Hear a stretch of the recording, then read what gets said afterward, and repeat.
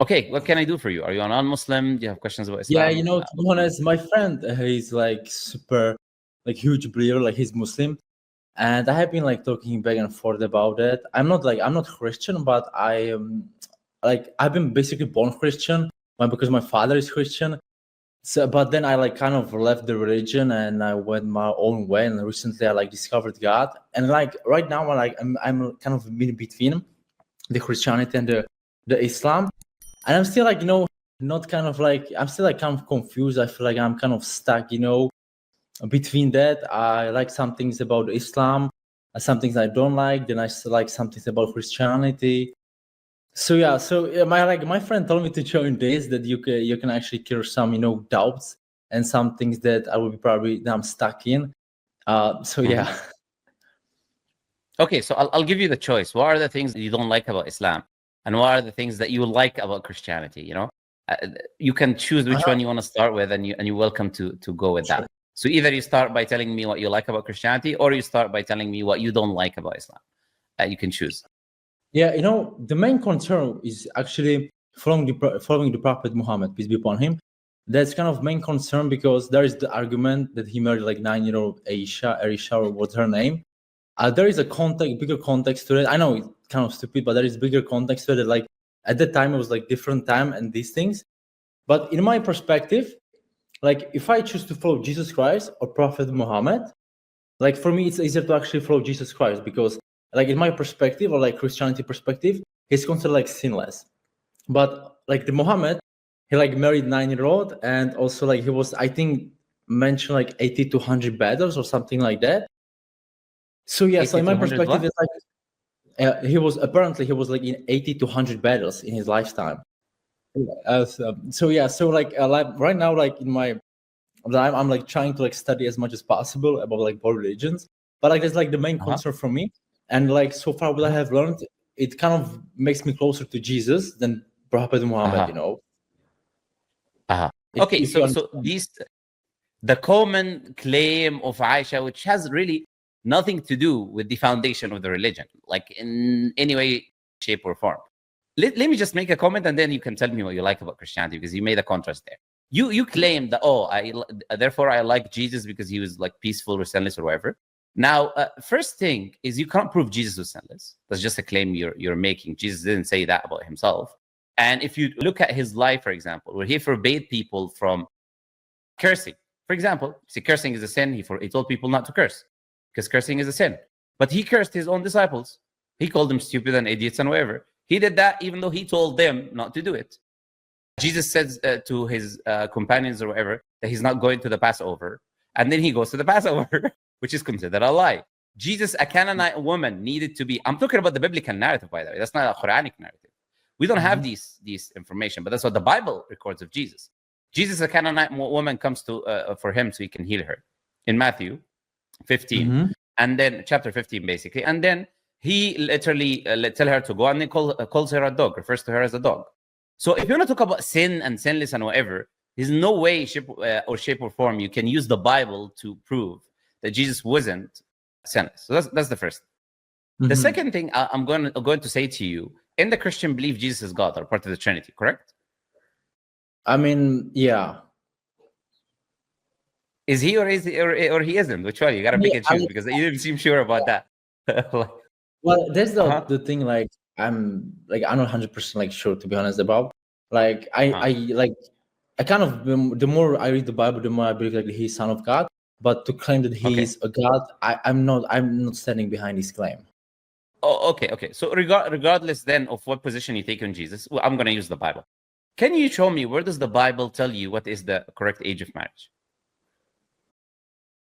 I don't think there is anything like that.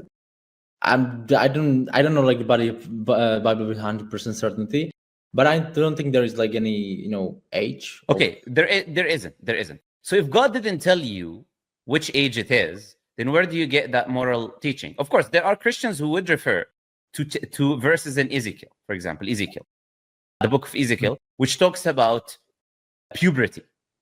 So it talks about the women development of puberty, and they will reference that this is the thing that we can use to give us an indication that a woman is ready. Now, but there is nothing in the Bible, the whole Bible, from beginning to end, whether it is Old or New Testament, that talks about the age of marriage. So now, can you tell me, morality comes from God. Morality comes from the Creator only. Human beings cannot make moral judgments. It would be subjective, and therefore it's not binding. So if morality comes from God and God doesn't tell you what the age is, then under what basis are you criticizing Prophet Muhammad for marrying any age? What is the moral criteria that you're using to say that this was something that is not great, whatever term you want to use? And you know what? Here is why morally God doesn't agree with this, or this is wrong, or whatever term you want to use. What is the standard that you're using for that? I mean, I'm using just like, I mean, if like in my perspective, 9-year-old is a child, and Muhammad at the time he was around 40, and there's like grown man. Okay. First. Look. I'm not asking. I'm going to respond to what you just said, which is factually incorrect. But before I respond to what you just said, which is factually incorrect, I asked you the question not about your own. You went on to give me your subjective opinion, which is not a criteria for morality. So can you tell me, where do you bring that it is morally wrong? Not societal opinions, not emotional views, not I think this, but it looks like that, but it feels like this. That's irrelevant. That's not where we get right or wrong from. It's not feelings. Your feelings are not the arbiter for us. And we are not going to be judged by the opinion of you, like I just met you today. We're not going to take you as the moral standard of a whole, 2 billion people who are Muslims, for example. Now, you agreed with me that morality comes from God. So now, can you tell me, what did you use to come to that conclusion and make that claim that this is morally incorrect? What are you using for that? I mean, to be honest, basically, from what I have learned in this society. Okay, so you're using a subjective view of a person who's born in somewhere in Europe in the 21st century. What they taught you today is what you're using as a criteria to determine that this is correct or incorrect. And that's subjective and is essentially social. You are a product of your own society, and your society is not like every other society. And it is not a criteria, due to the fact it's being subjective, to make moral judgments over other societies. Kind of confusing, but yeah. Yeah, that's right. We are. I mean, yeah, I agree with that. Yeah, but okay. So moving on now. Moving on. So if you don't have a moral command, we look at the Bible. Like I said, for example, if you're now comparing Christianity and Islam, so we look at the Bible. If you look at the Bible, you see the book of Ezekiel.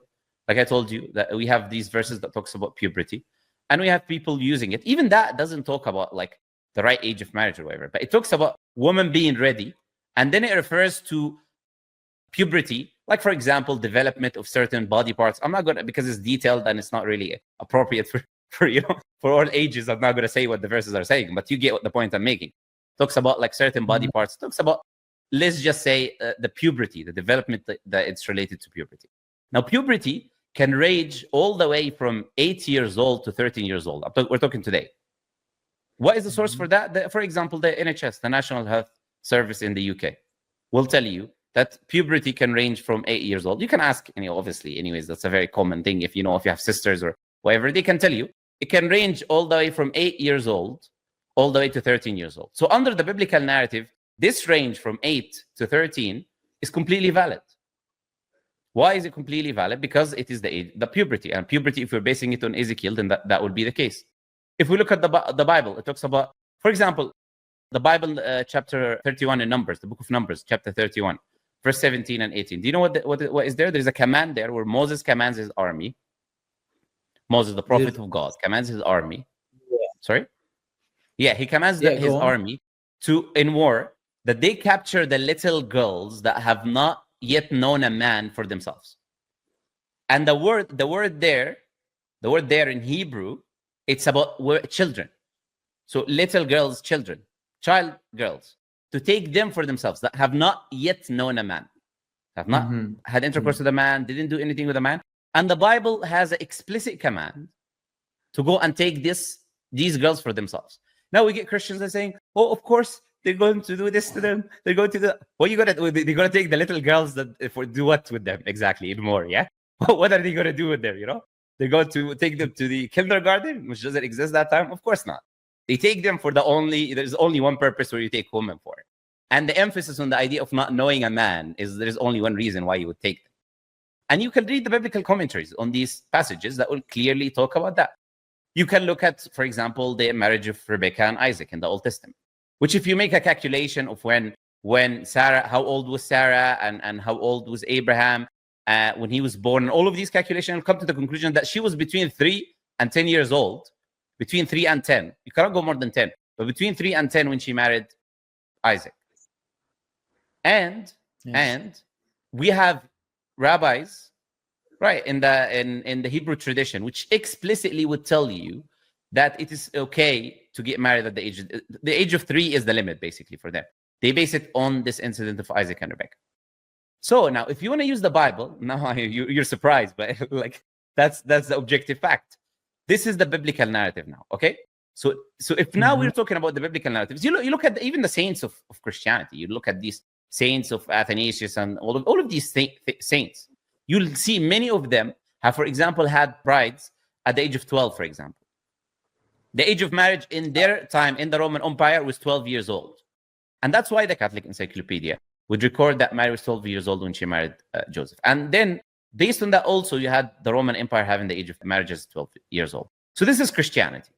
Nobody can come from a Christian or Jewish worldview and tell us a certain age is right and a certain age is wrong, because they don't have a sanction from God, a moral sanction, objective moral sanction, or something determined using God's command that will tell us this age is right and this age is wrong. Okay?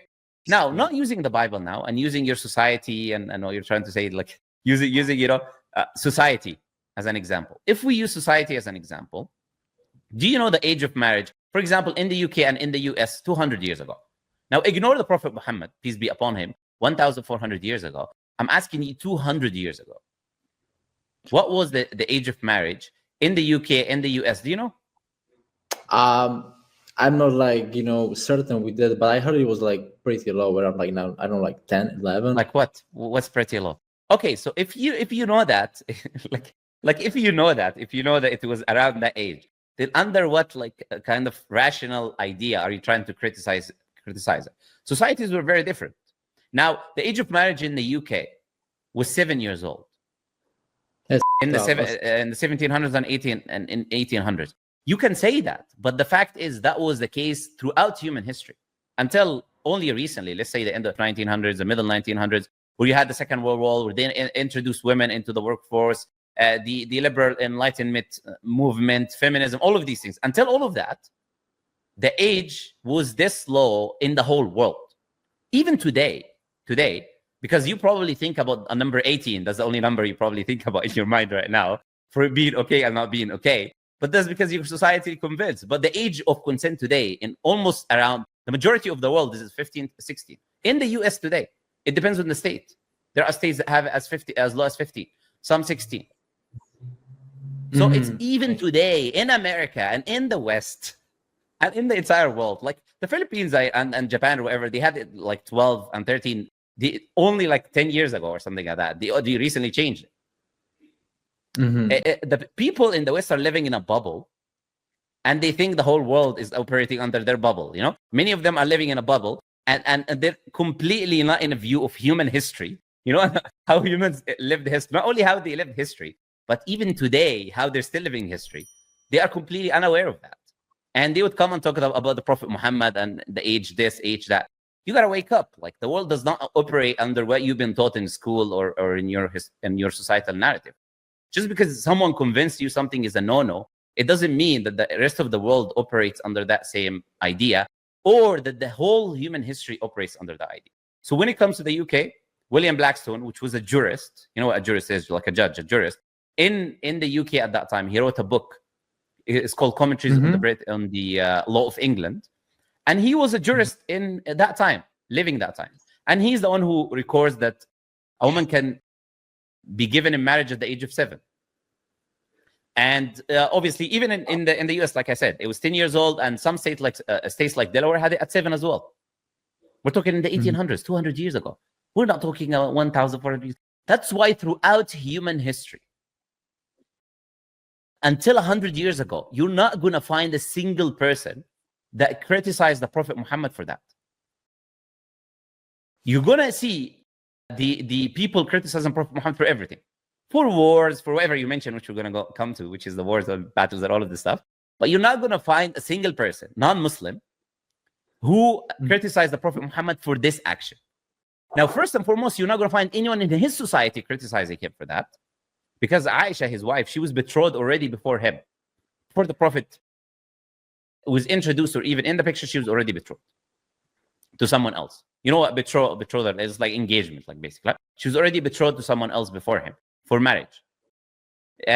This is how the society was. Nobody criticized the Prophet Muhammad for that at that time.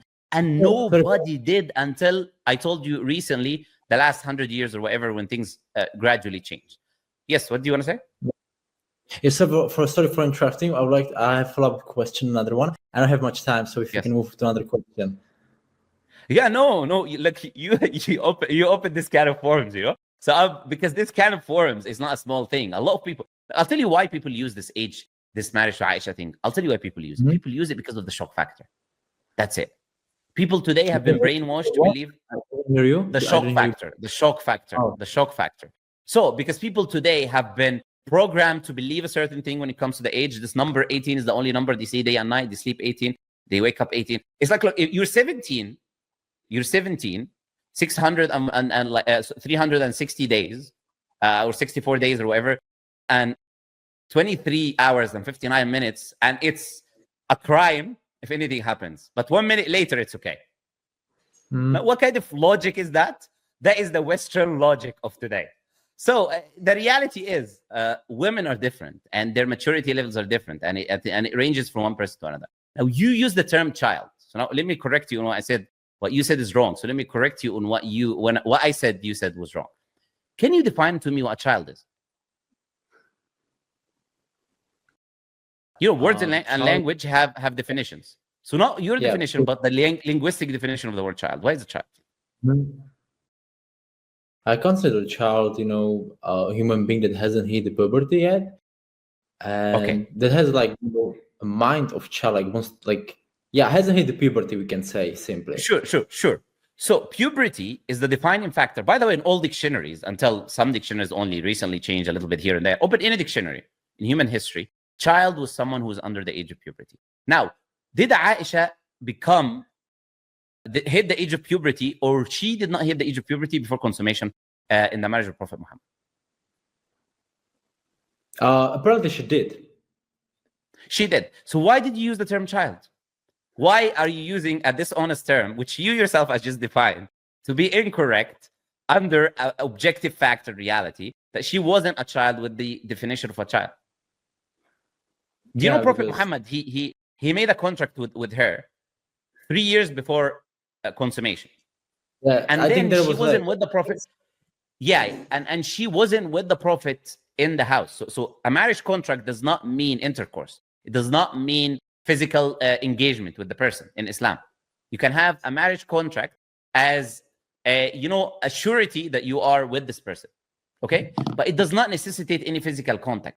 So Aisha was still with her family after that marriage contract was done until she reached puberty. And then the consummation took place. I see. Why would the Prophet wait if it was about young girls and all of this nonsense that people say?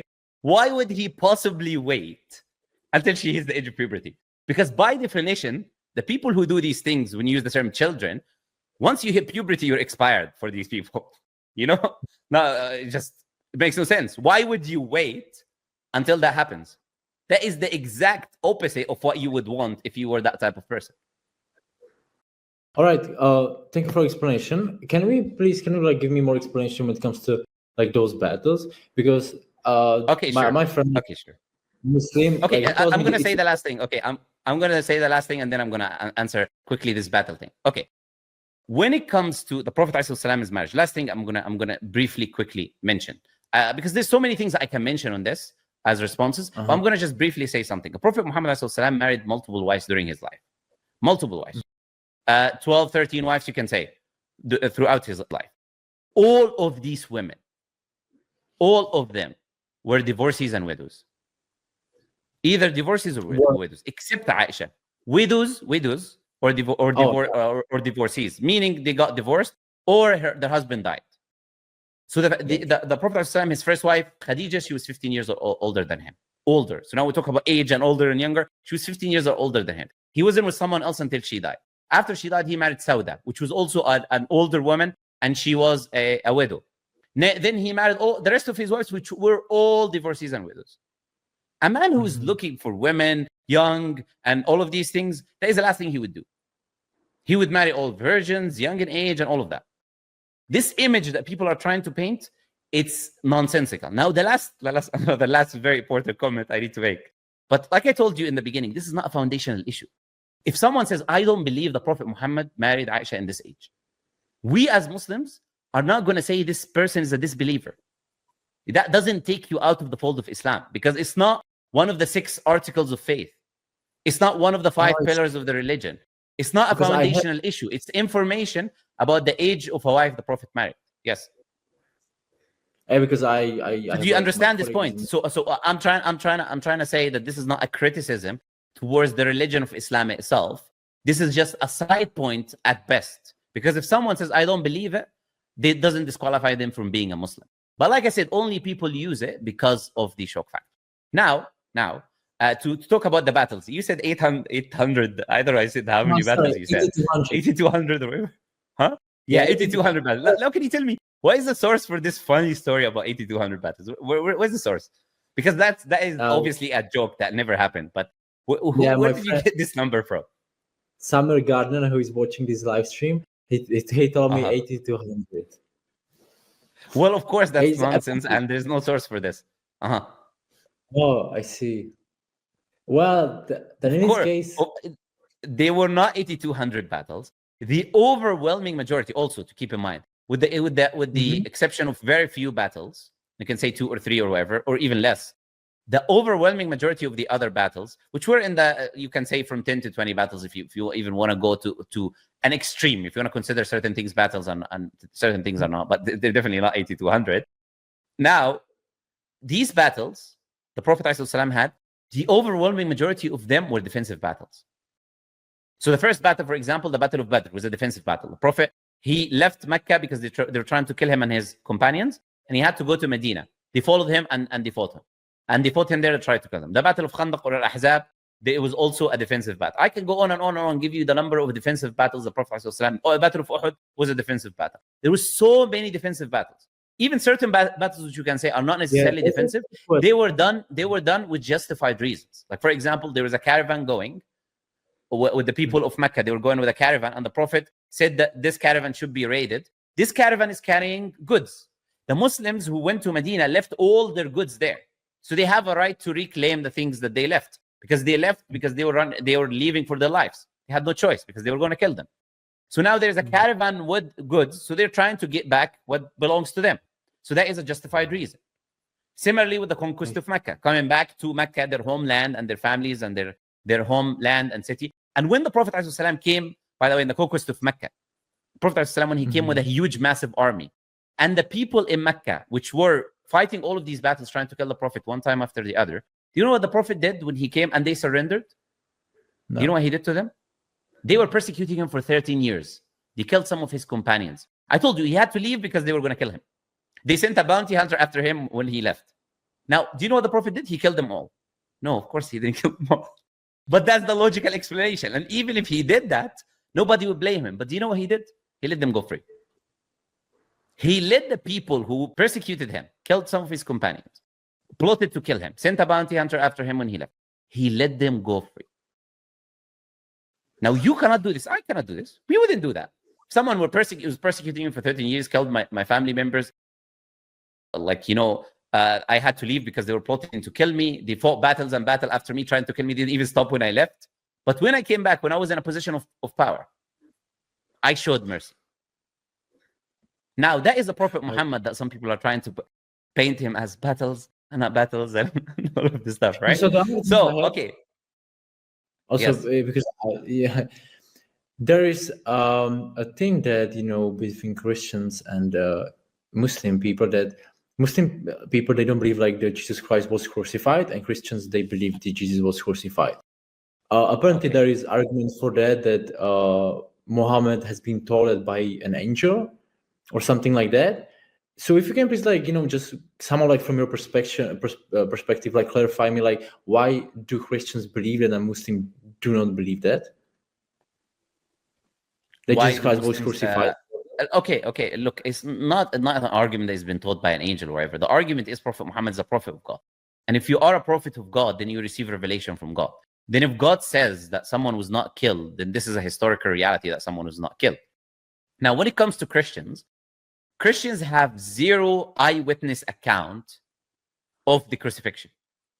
Not a single eyewitness account recorded at the time of the crucifixion of Jesus. It doesn't exist. Mhm. The Bible, the earliest manuscript you have of it, do you know how many years? I know you're researching something. I don't know if you're listening to me or not. Yeah, you know what? I'm so sorry, but I need to go. I just have a meeting. I'm so sorry, but thank you so much for your explanation. Thank you so much for being here, but I really have to go right now. I'm so sorry. Yeah, that's fine. That's fine. But to give you one statement to just answer your question very briefly and simply, there is no eyewitness accounts of the crucifixion. The accounts of the Bible are 400 years later, separate from Jesus. The Bible itself refutes the idea of the crucifixion. In the Psalms, there's a whole chapter which talks about the protection of Jesus that God promises. And the narrative of the crucifixion itself is false. The 3 days and 3 nights that Jesus is supposed to remain in the grave, he doesn't remain in the grave 3 days and 3 nights. So the narrative itself is contradictory within the Bible itself. We reject it because we know God knows history more than anyone else, and there is no proof that any Christian can present that this is a historical reality. But for now, you can go and have your meeting. I was going to talk to you about Christianity, obviously, and start telling you the whole huge issues and problems. But I started by responding to the claims that you have, because we don't have an issue responding to questions. But when we start talking about Christianity, then people disappear. But I'll let you have your meeting and enjoy your meeting. All right, my friend? Yeah. It was a pleasure Thank you so talking to much, you. bro. Nice to meet you. Bye-bye. No worries. Bye-bye. يا دعاة رب السماء يا من صنعتم في الأرض نورا يا قلوبا فيها الوفاء بشركم اليوم السرور